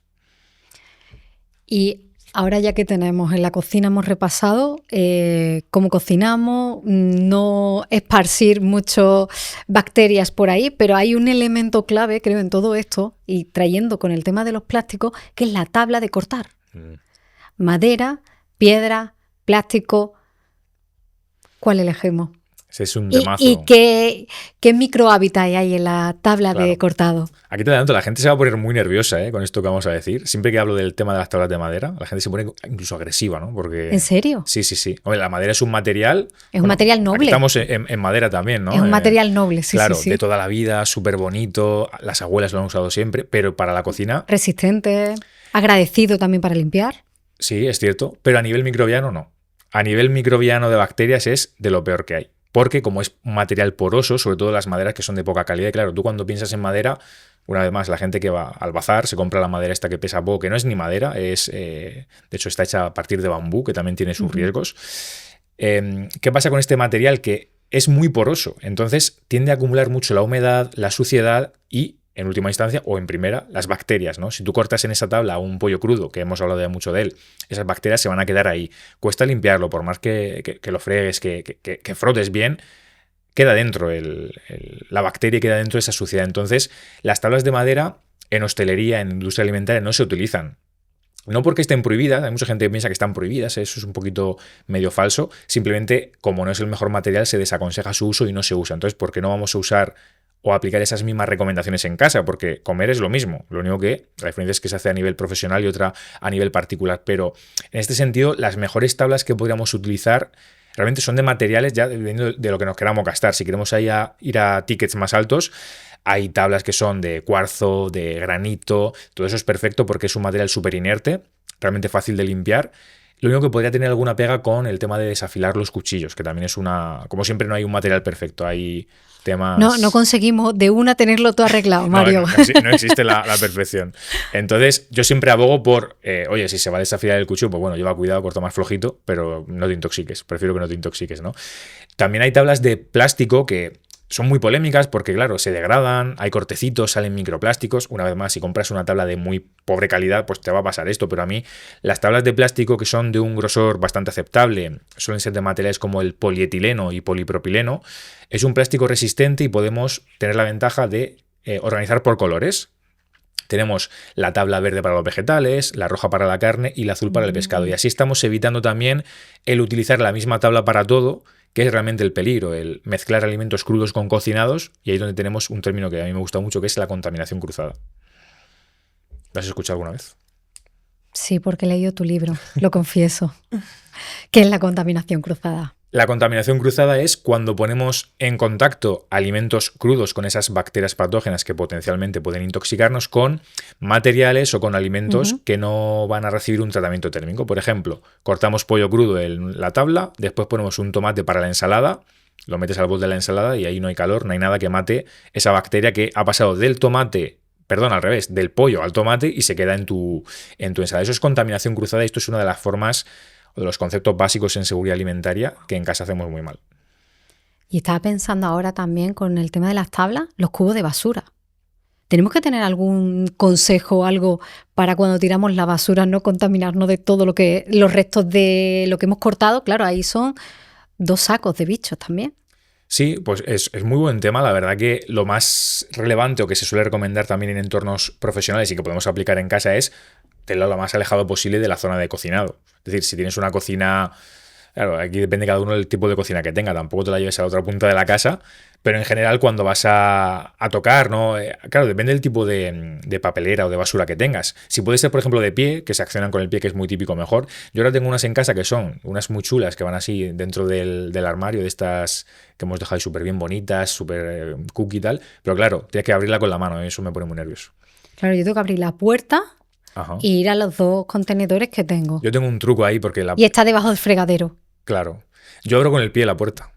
Hago así con el dedico, salgo el dedo gordo del pie y ya me evito siento que algo con las manos, pero ya requiere cierta habilidad acrobática incluso. Requiere un periodo de prueba, de adaptación, requiere un entrenamiento. Bueno, ahí realmente si vas a tocar la puerta y la manchas, no pasa nada, porque eso luego no vas a estar tocando. Es que constantemente estoy limpiando el tirador de la puerta de la basura. Claro. De la puerta de la basura y el de la puerta de los platos. Porque, claro, estás cocinando, coges y yo me estoy dando cuenta que tengo la casa contaminada, que voy a tener que meter, no sé, alguna empresa que me sulfate la cocina. Es broma, lo llevo... Son extremos, igual que eso del pie y tal, no sé qué. Cada uno... No, pero son pequeños detalles, claro, Mario, que nos hacen conscientes de las imprudencias que, por suerte, por cómo ahora ya hemos llegado, los supermercados nos hacen el trabajo, esos proveedores que nos proveen de alimentos, pero es verdad que no somos conscientes. Te lo comentaba antes, la mayor parte de las intoxicaciones suceden en casa. Ahora te lo compro al precio de hecho en casa. Claro. Pensamos que estamos seguros, nuestro entorno de confianza. Lo que pasa es que en casa tendemos a preparar para menos personas. Por eso cuando hay una intoxicación en un bar, en un restaurante, se hace muy gordo porque aplica mucha gente, ¿no? Incluso en caterings de boda y cosas así. Ese mismo problema en tu casa te hubiera afectado a ti, a tu pareja, a tus hijos, que ahí puedes tener más problemas, pero... Y claro, no sale en la prensa, ¿no? Ese es el punto. Entonces parece que la hostelería y la restauración es el sitio donde más se intoxica la gente, en absoluto. O sea, es en casa porque nos confiamos, cometemos todos estos errores que parecen manías y cosas exageradas, pero que en industria y en hostelería no se hacen. La gente tiene su curso de manipulador de alimentos, su formación, y en cadenas que te decía antes de hamburgueserías, de súper famosas, a nivel nutricional son una basura. Pero a nivel de controles y de que no te vayas a pillar una salmonelosis es casi imposible que te suceda. Y si en casa se nos cae algo al suelo, porque está claro que si se nos cae algo en la calle, no lo tiramos. Pero si en casa, que decimos, mi casa está limpia, se me cae algo al suelo, ¿lo tiro a la basura o lo puedo lavar?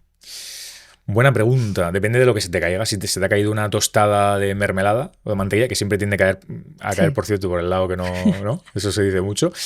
Claro, si es un alimento húmedo, un trozo de queso o algo así, que incluso aunque tú acabes de fregar, de limpiar la casa, es que se ve que algo queda, ¿no? Con la humedad hay estudios científicos que muestran que alimentos que son más húmedos, ¿no? Que tienen esa agua, tienden a retener más las bacterias. Entonces, eso sí que deberíamos tirarlos a la basura. Ahora, si te ha caído una fruta o algo que puedes lavar y luego limpiar, pues oye, no pasaría nada. Aún así, yo soy fan de no confiarse con esto porque al final nuestra casa, ya te digo, podemos tener el sesgo, la percepción de que está muy limpia, pero a nivel microbiano es otra cosa, ¿no? Salvo que esté justo ahí esa baldosa concreta, ese centímetro cuadrado donde ha caído recién fregado, en el ambiente hay polvo y se va a ensuciar rápidamente. Ante la duda, a la basura. A la basura, eso es. La nevera, ¿cómo la limpiamos para que esté en las condiciones óptimas? ¿Cada cuánto se limpia la nevera? ¿Con qué productos se limpia la nevera? Y después te voy a preguntar cómo ordenar la nevera. Vale, pues a nivel de higiene se recomienda que hagamos una limpieza completa al menos una vez al mes. Que esto es algo que más o menos, bueno, según quién, ¿lo cumples? Sí. Yo a veces también, a ver, se me complica a mí. Semanalmente. ¿Sí? Ah, muy bien. Mira, ahí me ganas. Yo en esa es otra de los puntos que flaqueo, porque... Me da mucho coraje que la nevera no esté muy bien, porque es el sitio donde guardas la comida, ¿no? Y luego te vas a llevar a la boca. Entonces, se recomienda hacer una limpieza profunda una vez al mes, que es esto de, oye, vamos a vaciar toda la balda, los estantes y limpiar bien a conciencia. Siempre que hacemos procesos de limpieza, hay dos fases. Está la limpieza y luego la desinfección. Limpiar es utilizar detergentes, jabones, y desinfectar suele ser productos a base de lejía, por ejemplo. Si hablamos de vinagre, que mucha gente piensa que también que el vinagre mata las bacterias o que sirve para desinfectar, no es un desinfectante, el vinagre limpia, quita suciedad visible, manchas de grasa y demás, pero puede matar parte de las bacterias, pero no es como la lejía, no es igual de potente, así que es un limpiador, no un desinfectante. Dicho esto, ¿qué podemos usar para un entorno doméstico? Hoy en día hay soluciones, mezclas que te llevan todo para limpiar y para desinfectar. Entonces, con una bayetita, con un trapo y ese tipo de producto, lo tienes más que hecho, o sea que sería un poco la recomendación. Y aunque en el supermercado los huevos estén sin frío, en casa llegamos y los ponemos en frío. Esto es raro y es una duda muy habitual. Esto se hace porque, ¿te acuerdas cuando decíamos esto del agua que condensa, que salen las gotitas? Como el huevo es muy delicado en cuanto a esa cutícula, esa membrana protectora, si nosotros en casa lo tuviéramos fuera del frigorífico, claro, no es lo mismo vivir en Murcia que vivir en Asturias, la temperatura que hay en Málaga que la que hay en Cuenca, ¿no? Son zonas muy diferentes. Se tiende a recomendar que lo dejemos en el frigorífico porque vamos a tener una temperatura estable, que va a evitar esos cambios, esos cambios de temperatura y esa condensación en el huevo que degrada la cutícula y que hace que sea un producto más inseguro.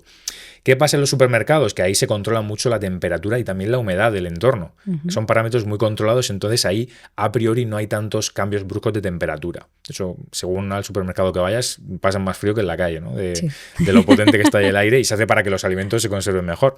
Entonces, ese es el motivo por el cual en establecimientos de distribución, supermercados, están fuera, pero luego en casa se recomienda tenerlos dentro para evitar que esos cambios de temperatura nos jueguen ahí una mala pasada. ¿Y los huevos en la puerta de la nevera donde viene el soporte para colocarlo? ¿Sitio ideal? Esto es uno de los mayores complots, Eli, de la industria de las neveras. Nadie sabe por qué ponen esa maldita... La huevera en la puerta. Eso es lo peor que hay. Porque en la puerta, claro, ¿qué pasa? Estamos venga a abrir y cerrar, ahí se producen los mayores cambios de temperatura posibles. Entonces, esto es una recomendación que a la gente también le choca mucho, los huevos no deben ir en la puerta. Lo mejor es que los pongamos en los primeros estantes, primer y segundo estante, porque van a estar más fríos también, ¿no? Claro, y más, sobre todo más protegidos, menos expuestos al cambio de temperatura. Todo lo que está en la puerta, venga a abrir y cerrar, está más expuesto a ese cambio de temperatura. Entonces, ¿ahí qué debemos guardar? Pues bebidas que ponemos no porque necesiten frío para conservarse, sino para que estén más fresquitas. La bebida no pasa nada, por ejemplo, salsas, mermeladas, cosas que son más duraderas. ¿La leche? No, tampoco. La leche una vez abierta dura 2-3 días. La leche también debería ir en los primeros estantes. Son recomendaciones que chocan y que todos a veces, pues oye, ya por una cuestión física de distribución, si no te cabe más... Pero si no han hecho el hueco perfecto para la leche y para los huevos. Pero tú piensas que llevamos teniendo esa distribución de frigoríficos desde los años 70, 80, no sé cuándo fueron los primeros frigoríficos, pero eso no ha evolucionado, porque antes no se sabía todo esto. Entonces, eso obedece a cómo los fabricantes lo hacen también por una cuestión organizativa, no tanto teniendo en cuenta la seguridad alimentaria, sino cómo queda el frigo más bonito, porque claro, el brick de leche queda perfecto en vertical en la puerta y la huevera, pues ese trocito, pero no es la mejor idea. ¿Y cómo queda el frigo más seguro? Buena pregunta. Pues en la puerta esto que decíamos de mermeladas, salsas, bebidas, en los primeros estantes podemos tener los lácteos, los huevos, alimentos que son más perecederos. Luego en estantes intermedios quizá podemos poner los embutidos también, ¿no? Que ya empiezan a aguantar un poquito más, ya no son tan peligrosos en cuanto a patógenos o cambios de temperatura, pues jamón, salchichón, chorizo ya cada uno, según lo healthy que sea, salsas tipo hummus, guacamole y todo esto. Y lo que es muy importante es tener los últimos estantes reservados, por ejemplo, para productos en descongelación. Las últimas baldas, siempre suele haber el cajoncito, ¿no?, de frutas y verduras, que eso está muy claro, ahí sí que no se han equivocado los fabricantes, lo han hecho bien. Pues el último estante que nos queda entre las frutas y verduras y todo lo demás sería para descongelar, porque a veces ponemos el trozo de carne, el pescado en un plato, ¿no?, sin mucha preparación o no está demasiado envasado. Claro, eso suelta jugo, suelta ahí sus liquidillos. Si lo ponemos en estantes superiores, podemos manchar el resto de alimentos y contaminarlos. Y decíamos que esos productos crudos tienen bacterias. ¿Mejor descongelar dentro del frigorífico o fuera del frigorífico? Siempre dentro. Siempre dentro, porque estamos haciendo un cambio de temperatura de muy frío a un poquito frío y luego pues lo cocinamos. Si hacemos un cambio de temperatura en el cual tenemos el alimento congelado y luego lo ponemos a temperatura ambiente, estamos llevando el alimento a unos rangos de temperatura que son inseguros. Esa temperatura ambiente para las bacterias es, su salsa, están encantadas. Entonces tienden a crecer de una forma mucho más rápida. Claro, para tú descongelar algo lo vas a tener bastantes horas. Hay gente que lo deja toda la noche, toda la tarde. Es un tiempo lo suficientemente alto y una temperatura lo suficientemente insegura como para que ese producto te llegue a intoxicar. Y algo que hemos cocinado que está todavía, yo lo pienso, el guiso del bebé, ¿no? Y está todavía, lo estás enfriando y has hecho varias raciones. ¿Se puede meter caliente en la nevera o esto es un mito? Es un mito y no, porque antes los equipos no eran tan potentes, entonces si tú metías algo muy caliente podías realmente estropear el frigorífico. Hoy en día, con la calidad que tienen los equipos, no suele pasar. Es por el frigorífico, no por el producto. Claro, no, realmente se decía antes, una de las cosas que se decía, se dicen varias cosas. Una era que te podías cargar el electrodoméstico porque lo sobrecargabas. Claro, al meter tú algo caliente como que tenía que tirar más frío. Tiene que trabajar más. Claro, y eso hoy en día no tiene ningún sentido. Pero sí que es cierto que si tú metes un producto que está muy caliente, un tupper, una ración, ¿qué pasa? Que lo que tengas alrededor va a subir su temperatura. Entonces, si tú metes ese producto muy, muy caliente, los alimentos de alrededor van a empezar a subir la temperatura y ya no estar tan seguros. Entonces, es mito porque no vas a deteriorar, no vas a romper el producto, el electrodoméstico y tal, pero sí que es mejor meterlo templadito. No lo dejes fuera de la nevera a que se enfríe 5 horas, 2, 3 horas, déjalo pues media horita, que esté un poquito templado y ya lo metes al frigorífico, pero no va a haber un riesgo. Si tienes prisa, imagínate que te cocinas, tienes prisa, tienes que llevar a los niños al cole, tienes que tal. Si la alternativa es dejarlo ahí toda la tarde, muchas horas, mételo caliente. Vale. Y es que esto se está poniendo muy interesante, es como, wow, es como realmente estoy aprendiendo muchísimo, Me alegro. mucho. Porque son cosas de sentido común, pero que comúnmente no se hablan. Entonces traerla hoy aquí me está pareciendo una maravilla. Siguiente pregunta. Yo todas las dudas que tengo las voy a resolver hoy, ¿eh? ¿Me podrías dar una lista estándar de alimentos con el tiempo máximo que se podrían conservar en el frigo? Pues mira, aquí debemos aplicar lo que decíamos antes. Pollo, por ejemplo, pollo crudo, 1 día, 2 días. Esto, por cierto, todas las fechas que vamos a decir son productos que ya vienen sin envasar o que vienen de carnicería, de pescadería. Si el producto lleva un envase y un etiquetado, hay que hacerle caso a la fecha que pone. Eso creo que es entendible, pero bueno, por si acaso dejarlo claro. Pescados y carnes van a tender a durar pues entre 1 o 2 días, el pollo menos. La carne, si es de vacuno, que decíamos antes, es una especie no tan delicada, puede aguantar a 3, 4 días. La media, para que la gente tampoco se vuelva muy loca, porque estas cifras, que de hecho aparecen en el libro, vienen de la FDA, que es una entidad de Estados Unidos, y claro, es como que atina o afina muy, muy al detalle. La media son unos 3 días. 3-4 días suele ser la media para casi cualquier producto, tanto unas horas de comida cocinadas como alimentos más bien crudos, quizá lo podemos bajar a 2 días. Pero hay especial precaución con alimentos preparados a base de huevo, por ejemplo, y el arroz y la pasta cocinados. Ahí solo hablaríamos de 1 día, de máximo 24 horas en el frigo. ¿Pasta y arroz 1 día? ¿Por qué? Sí, esto es por otro tema bastante salseante también. Bueno, hablamos de cocinados, si los tienes secos, aguantan el tiempo que duren fuera. Hay una bacteria patógena que se llama Bacillus cereus, que es una bacteria que también está en el ambiente, que encontramos en alimentos secos y que puede aguantar incluso temperaturas de 100 grados. Esta no nos la cargamos siempre con el cocinado porque genera esporas.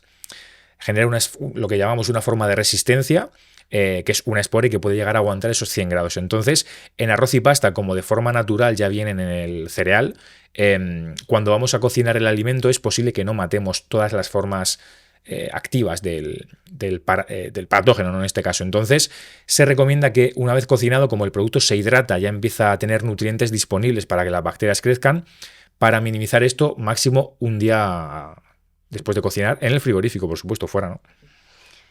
Hemos hablado de patógenos varias veces durante nuestras charlas.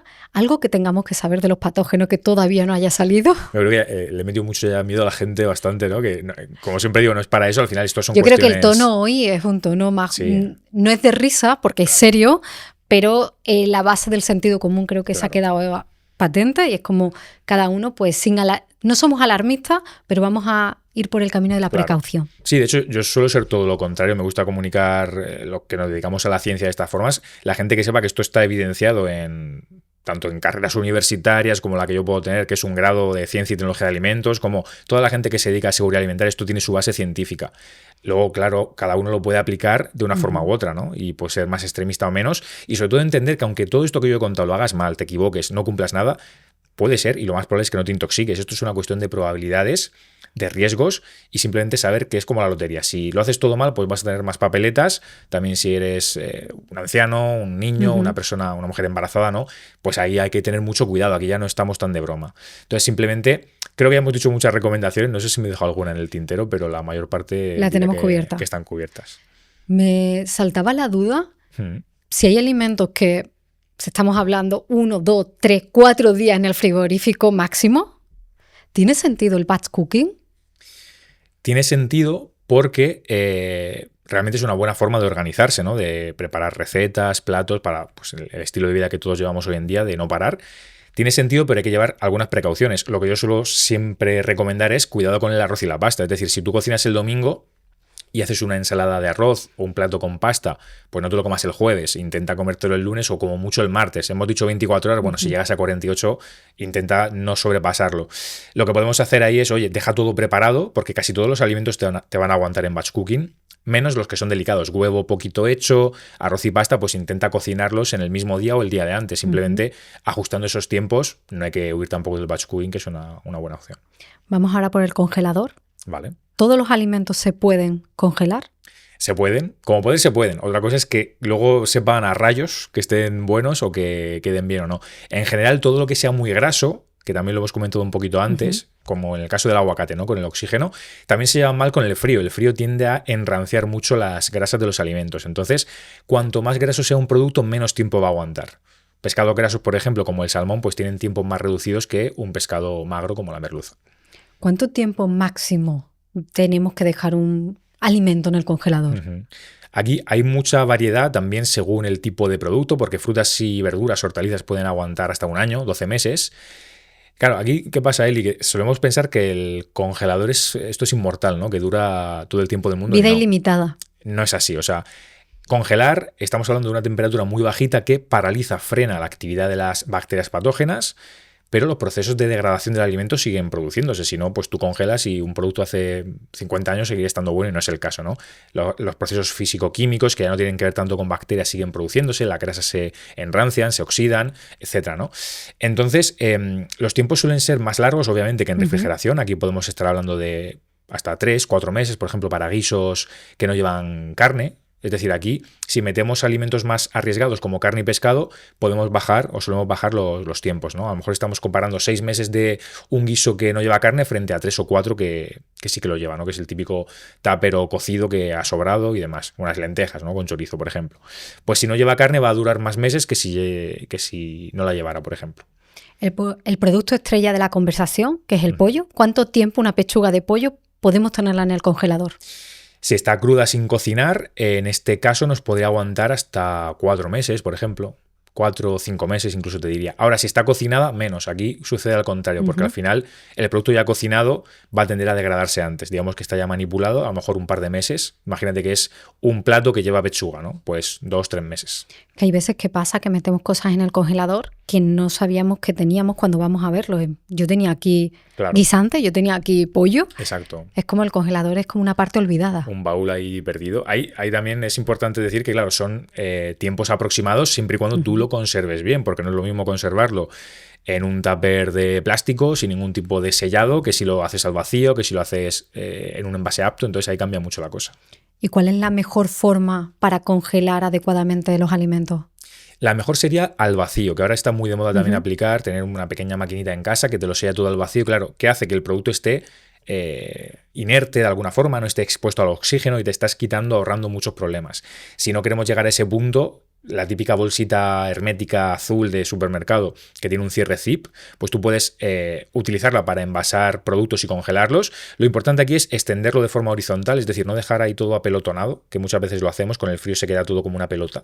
Mejor que sea horizontal, que sea plano, para hacer que el frío pueda circular de forma más potente o de forma más satisfactoria por el alimento, ¿no? Tenerlo ahí como bien todo ordenadito y sobre todo apretar antes de cerrar la bolsa y sacar todo el oxígeno, todo el aire posible. De esta forma estamos ya pues afinando al máximo.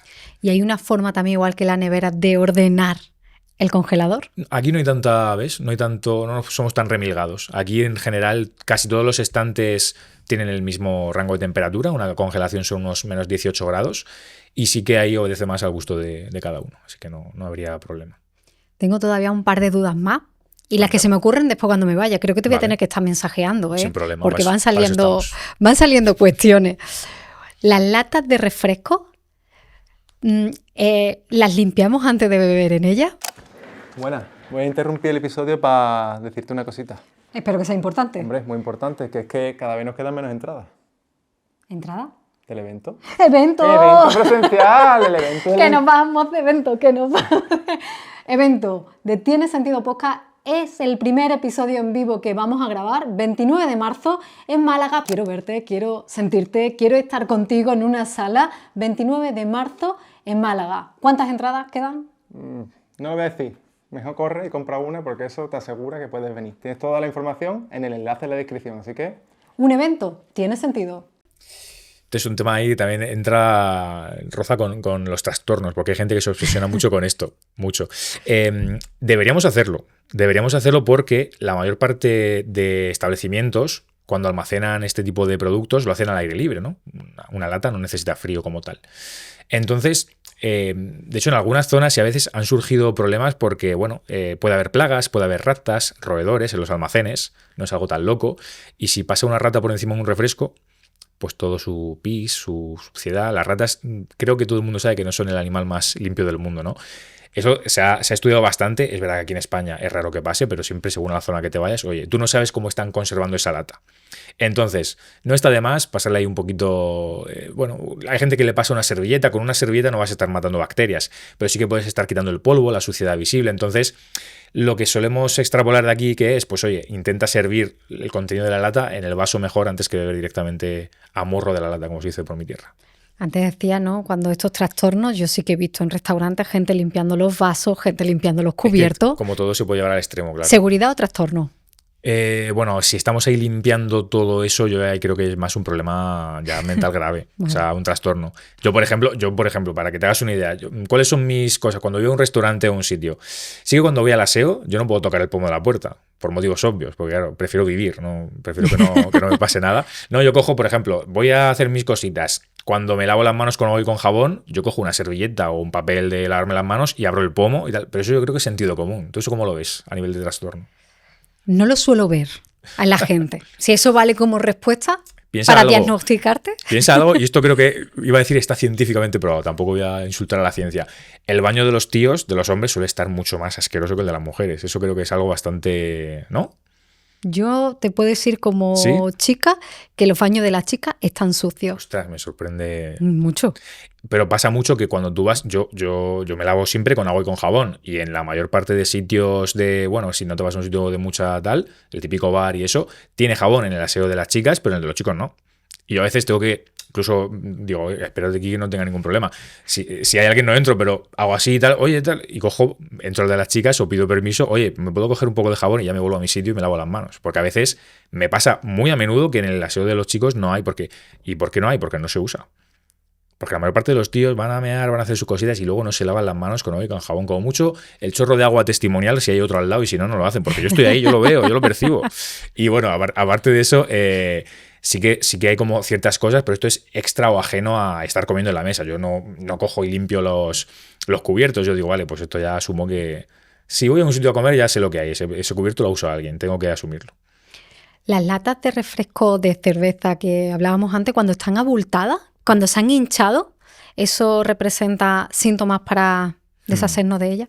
Esto, lo de abultar, no es tanto en la de refrescos, porque es verdad que ahí no pasa tanto, es más en conservas vegetales que llevan comida más que bebida. Eso es un riesgo porque puede ser signo de que han crecido algunas bacterias muy peligrosas que generan gases. Cuando hay un crecimiento bacteriano, salen En gases. el jamón y eso cocido abulta. también. También. Es un alimento muy de riesgo de una bacteria que se llama Clostridium botulinum. Esta bacteria es la que genera, esto no va a sonar más, la toxina botulínica, que es el Botox, que aplicado de forma controlada con fines cosméticos y estéticos, pues previene arrugas, ¿no? Tensa la piel. ¿Por qué? Porque es una toxina paralizante. Y esta toxina es una de las más potentes que tenemos en la naturaleza. Para la piel bien aplicada va genial, pero imagínate que la ingieres accidentalmente, que la toma un niño. Es el botulismo infantil, esto puede llegar a causar la muerte. De hecho, es una causa médica bastante estudiada que, una vez más, en nuestro contexto apenas sucede, pero cuando sucede, si ha crecido esa bacteria, que es una bacteria anaerobia, quiere decir que puede crecer sin oxígeno. Entonces, en una lata mal sellada, que ha tenido un tratamiento térmico insuficiente, ya te digo, más que refrescos, porque ahí no suele crecer tanto la bacteria, es un ambiente más hostil para ella, sí que puede pasar en conservas que llevan comida. En este caso, si la bacteria crece y genera esa toxina, es una toxina que no pasa igual que la solanina, que era amarga de la patata. Aquí no te enteras. La mayor parte de patógenos, de bacterias, no tienen cambios en el sabor y el olor de los alimentos. Por eso la gente se intoxica, si no, no pasaría nada, ¿no? O pasaría menos. Entonces ahí estamos hablando de un alimento que puede ser arriesgado, un producto de las conservas cuando están abultadas y tienen ese signo. Lo mejor sería evitar tirarlo a la basura. Si lo hemos comprado en el supermercado, ir, devolverlo o comentar la situación, porque es probable que no solo afecte a un producto, sino a todo el lote, a una gama de productos, y entonces que el supermercado lo sepa y pueda retirarlo. Porque cuando observamos eso, un deterioro en un alimento o algo que lo comentamos al lugar donde lo hemos comprado. No solemos hacerlo y deberíamos hacerlo, porque a veces estos fallos se producen por un error humano, ¿no? Muchas veces, pues oye, el operario ha tenido el producto más tiempo de la cuenta fuera de la cámara frigorífica, o lo típico que pasa mucho, alguien que va al supermercado, luego lo deja en la zona, se arrepiente de la compra de algo que lleva frío y lo deja ahí en el mostrador, se tira durante 2 o 3 horas hasta que el cajero o la cajera se da cuenta, lo devuelve a frío, y a veces suceden situaciones en las cuales un alimento ha estado mucho tiempo fuera de frío cuando necesita estarlo, ¿no? Entonces, tanto ese error como uno que venga ya de origen de industria puede pasar, aunque está muy controlado. Y si no notificamos, si no avisamos y si no decimos, oye, esto está mal, oye, esto sabe mal, no hay forma de mejorar. De hecho, muchas marcas y supermercados tienen por detrás un número al que se puede llamar, de atención al cliente. Y yo animo siempre a que se dé feedback, porque si no la industria no puede mejorar. Y también como consumidores tenemos esa pequeña obligación, ¿no?, de exigir, oye, que las cosas se hagan bien. Es buena idea compartir salsa. Por ejemplo, estamos tomando unos nachos y todo tipeamos. Esto a mí me da mucho repelús, porque como la gente es muy marrana, yo en mi grupo de amigos me pongo muy nervioso. Y lo hago aún así, porque digo, voy a intentar que no se den cuenta de que tengo problemas, de que soy una persona normal. Este es un muy buen tema, porque es verdad que, a ver, una vez más se puede llevar a la obsesión, ¿no? Y que no sea una limitación en tu vida. Yo sé que eso me da asquete, pero bueno, cuando quedo con mis amigos, pues hago así un poco, hago la vista gorda y digo, venga, no pasa nada. Lo conozco desde que era pequeño, no creo que me pegue nada y cosas así. Pero objetivamente, y trasladado a un ámbito más cotidiano, es como el tema de los bricks de leche o de zumo, pues esto de que gente que bebe a morro, ¿no? Que chupa y luego lo deja ahí, oye, pues respeta un poco a tu cónyuge, que a lo mejor hay gente que dice, bueno, es mi pareja, pues ya hay intercambio a veces de bacterias con los besos y esas cosas, no pasa nada, pero entre familias suele hacerse mucho y no es tanto una cuestión de que te dé asco a título personal, sino de que si esa persona está enferma por un motivo, le puedes estar pasando alguna cosita, ¿no? Entonces es muy típico que esto pase. Una vez más, no deberíamos obsesionarnos. Porque compartimos de un plato y cogemos todo con nuestro tenedor y volvemos al plato. Mejor servirnos individualmente. Yo soy más, cuando dicen, oye, ¿queréis comer? No, yo me echo lo mío, tú luego ya haz lo que quieras. Es más seguro, pero una vez más con cierto margen de seguridad. Cuando nos intoxicamos, ¿cuánto tiempo pasa para que haga acto de presencia? Depende mucho de la bacteria, de la toxina, de que nos intoxique, porque hay intoxicaciones que son inmediatas. Si la cantidad de bacterias es muy, muy alta, prácticamente es al momento de comerlo. Suele ser una media hora cuando ya, digamos que el patógeno ha hecho efecto, pero puede ser incluso antes si hay muchas bacterias y puede ser al día siguiente, dependiendo del tipo de agente infeccioso que te toque. Lo normal, ¿qué tiempo va a ser? Pues va a ser que si has comido algo en mal estado, cenado algo en mal estado, la noche mala la pases. Entonces hablamos entre, por decirte una media hora, 2 horas en una intoxicación aguda. Pero luego hay problemas como lo que hemos comentado de cosas que vienen por el cocinado excesivo, mercurio, todo esto no te va a hacer un daño inmediato, viene más por acumulación, que realmente se puede transformar en luego problemas a largo plazo, ¿no? Relacionados con enfermedades que aparecen por esa acumulación. ¿Y te has intoxicado alguna vez? Que yo sepa, y puede ser que haya derivado mi vida un poco hacia ello, cuando tenía 4 años tuve una salmonelosis. Entonces, quizá me dedica un poco a eso por ese tema. Wow. Sí, tuve salmonelosis, estuve en el hospital, lo pasé bastante mal. De hecho, en el libro lo comento, luego mi madre leyó el libro y dijo, tú eres un poco exagerado porque yo me lo contaste así, yo recuerdo que lo pasé muy mal, que yo siempre de pequeño he estado gordito, ¿no? Y yo recuerdo que mi madre me contaba, oye, el médico decía que al haber tenido esos kilos de más, claro, cuando tú tienes una salmonelosis, te quedas súper delgado, no puedes comer nada, todo expulsas líquidos, pero todo lo que entra sale. Y yo lo que recuerdo es, oye, lo que le decía el médico a mi madre, el haber tenido esos kilos de más, un poco que hizo que no lo pasaras tan mal, pero sí que estuve ingresado varios días en el hospital, según recuerdo, según me contaron, ya no sé ahí el punto, pero esto es algo que, ya te digo, aunque lo contemos así, cachondeo y tal, hay gente en otras partes del mundo que se muere por mucho menos, porque no hay asistencia médica. Bueno, y aquí también, y en España también. Sí, por supuesto. Ante casos que tú tienes una enfermedad asociada y demás, y un niño puede llegar a morir por esto. Pero todas esas cifras que comentabas tú al principio, ese casi 500.000 era, ¿no? De 420.000. Es una pasada y la mayor parte sucede en zonas donde no hay una higiene adecuada, no hay hospitales, no hay nada. Y gente por comerse algo en mal estado es que se muere. O sea, tal cual. Entonces, ojo con eso. Tenemos un estado de bienestar y de seguridad alimentaria muy alto. Aprovechémoslo sin que llegue a ser una obsesión, pero sí que seamos conscientes de que esos ricos están. ¿Y cuáles son los mitos más absurdos que has visto, has leído en redes sociales sobre seguridad alimentaria? Veo muchos más a menudo de lo que me gustaría. Ahora está muy de moda, bueno, siempre el tema, por ejemplo, no es tanto absurdo, es como muy cotidiano, el tema de las hamburguesas poco hechas. Ahora está como súper de moda ir a cualquier sitio y que aparte que te cueste un dineral un trozo de carne con 2 panes, que ya la gente ahí entramos en cuestiones gastronómicas, cada uno que haga lo que quiera, pero está como muy de moda el consumir todo el rato hamburguesas, carne poco hecha, todo crudo, y claro, no es lo mismo comerte un trozo, un filete, un solomillo poco hecho, porque al final ahí las bacterias como mucho están en la superficie y tú al dar ese calor, ese calentamiento, más o menos las matas. Y luego la carne por dentro te gusta así un poquito más roja, más sangrante, no pasaría tanto. Pero con una hamburguesa sí que pasa, porque una hamburguesa es carne picada, es un producto que tú estás manipulando, estás mezclando y haciendo que esas bacterias de la superficie pasen a todo el producto. Entonces, si tú comes una hamburguesa poco hecha, es bastante arriesgado y puedes llegar a intoxicarte. De hecho, recientemente aquí en España cada X tiempo hay intoxicaciones grandes en festivales de hamburguesas y cosas así. Luego la gente, no, la hamburguesa no la puedo comer poco hecha, eso es imposible. Bueno, pues te arriesgas a tomarte todo esto, igual que cuando consumes las tortillas poco hechas, poco cuajadas. Estos años recientes, el año pasado creo que fue, también tuvimos en una cadena bastante potente de Madrid caso de salmonelosis por tortillas poco hechas.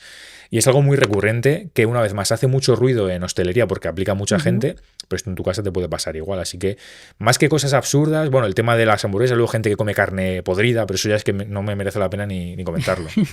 ¿Ves? Eran las absurdes, el otro es serio. Claro, pero es que lo tengo muy reciente, el tema de la carne, de las hamburguesas. Hay gente que come carne podrida, que bueno, sí, ahora muy rápidamente te lo comento. He visto un tío que coge y echa a perder o hace que de forma artificial el pescado se pudra añadiéndole moho. Todo esto que comentábamos del moho, coge moho, tiene como un pequeño laboratorio en casa, creo que es un japonés, y coge el moho, lo pone ahí dentro incluso con una jeringuilla, hace una dilución y se lo inyecta al pescado dentro. Y entonces el pescado es como un pescado mohoso. Y unas cosas muy locas que yo no doy crédito, me pongo muy nervioso. Influencers, lo vamos a hacer. Yo prefiero no verlo, porque pescado y moho, o sea, es que yo me entra la intoxicación sin ingerirlo. Yo no quiero verlo, pero como la gente me conoce, me lo pasa y claro. A ver si lo comenta, a ver si tal, y luego esas cosas. Pero sí, mira, no lo recordaba, he hecho ahí un poco de memoria muy reciente. Gente que pudre cosas a posta o las altera para ver eso qué tal y luego puedes hacer contenido con ello. Pues Mario, ha sido un auténtico placer entender un poco más en qué ecosistema nos movemos con los alimentos. Seguro que ha sido un placer porque... Ha sido un placer porque ha sido información, como tú decías, ponerle sentido común, pero no nos damos cuenta en el día a día y simplemente con 4 gestos podemos reducir mucho el riesgo de podernos intoxicar, porque cuando nos intoxicamos se pasa realmente mal.